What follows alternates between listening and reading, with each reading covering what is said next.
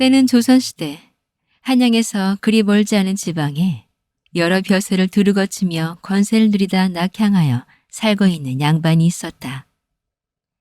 그 고을에서는 그 대감의 집을 정승댁이라 불렀다. 정승댁에는 큰아들과 작은아들이 함께 살고 있었고 큰아들 내외에게는 무남동녀 외동딸이 있었는데 어려서부터 총명하고 영특하여 집안의 귀여움을 독차지하고 살게 되었다. 큰아들 내외는 안채에서 함께 기거하며 작은아들 내외는 바깥채에 따로 살고 있었는데 큰아들의 딸아이가 16이 되었을 무렵에 어느 날 정승댁의 큰며느리는 자신의 딸에게 바깥채에 살고 있는 작은 집에 심부름을 보내게 되었다. 연호가 올해 홍시가 아주 먹음직스럽게 열렸구나. 마당쇠를 시켜 몇 개 따보았는데 이것 좀 바깥채 작은 집에 전해주고 오너라. 네, 어머니, 이리 주세요. 제가 조심히 들고 가서 드리고 올게요. 연옥은 모친이 내어준 홍시바구니를 들고 총총 걸음을 옮기며 바깥채로 향하였다. 바깥채 문을 열고 집안의 사람을 찾아 둘러보았지만 이상하게도 있어야 할 작은 어머니의 모습이 보이질 않았다. 이상하네. 작은 어머니가 어디 가셨을까? 방 안에도 안 계시고 부엌에서 일을 보시는 것인가? 연옥은 발길을 옮겨 집안 한켠에 자리한 부엌으로 향했다. 부엌 문을 열기 위해 문고리에 손을 대는 순간 부엌 안에서 귀에 익숙치 않은 한 번도 들어본 적 없는 소리가 새어나오고 있었다. 이것이 무슨 소리지? 사람 소리 같기도 하고 고양이 소리 같기도 하고 부엌 안에 무슨 일이 있는 것이람? 연옥이 조심스레 부엌 문을 살짝 열고 문틈으로 안을 살펴보니 떡 벌어진 커다란 사내의 등판이 연옥의 눈에 들어오고 말았다. 연옥은 그 순간 숨이 멎을 듯 놀라 요동치는 자신의 가슴을 쓸어내리며 다시 조심스럽게 부엌 안에서 벌어지고 있는 광경을 살피게 되었다. 마님, 쇠네 이제 더 이상은 못 버팁니다요.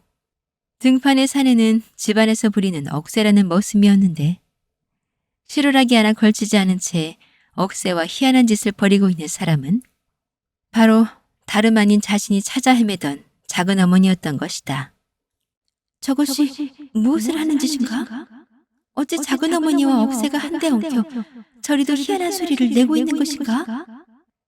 남녀가 호합하여 방사를 나누는 모습을 처음 보게 된 연옥의 심장은 절구로 내리치듯 크게 쿵쾅거리며 터질 듯이 요동치기 시작하였다.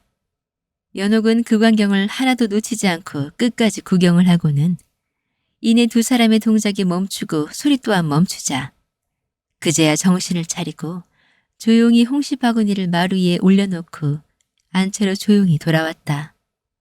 그래, 홍시는 잘 전하고 왔느냐? 네, 어머니. 어찌 그리 얼굴이 벌개진 것이더냐?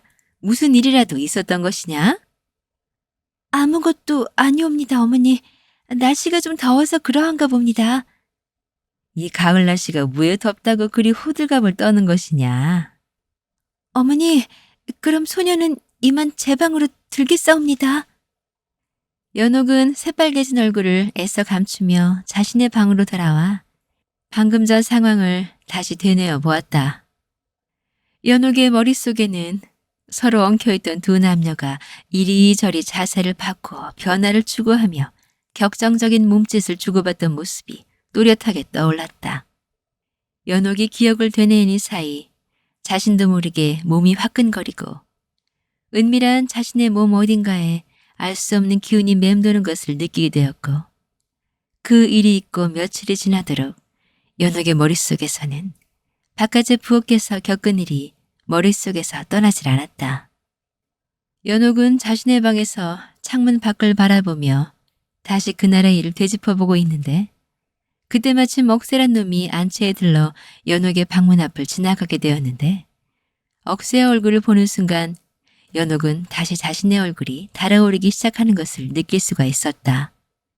연옥은 호기심에 깊이 사로잡혀 궁금증을 풀어야 하겠다는 생각이 들자 억새를 불러 세웠다. 억새야, 이리 잠시 좀 오너라. 예, 아씨. 무슨 일이십니까요? 내 긴이 너에게 물어볼 것이 있구나. 하문 하십시오, 아씨. 여기서는 이야기를 나누기가 거북하니 방 안으로 들어오거라. 예? 어찌 소인이 아씨 방에 들 수가 있습니까요? 대감마님께서 하시면 불효령이 떨어질 것입니다요. 내가 입을 닫고 네가 말하지 않으면 누가 안다고 그리 호들갑이냐? 마침 지금 집안에 어른들께서 모두 출중이시니 잠시 들어와 몇 가지만 이야기해주면 그만인 것이다. 나를 업수히 보고 내 말은 안중에도 없다는 눈치구나? 그럴 리가 있겠습니까요, 아씨? 그럼 잠시 소인 들어가겠습니다. 연옥은 억새가 방 안으로 들어오자 주위를 한번 살피고는 방문을 굳게 닫고 억새에게 자신이 궁금히 여기던 것을 묻기 시작했다.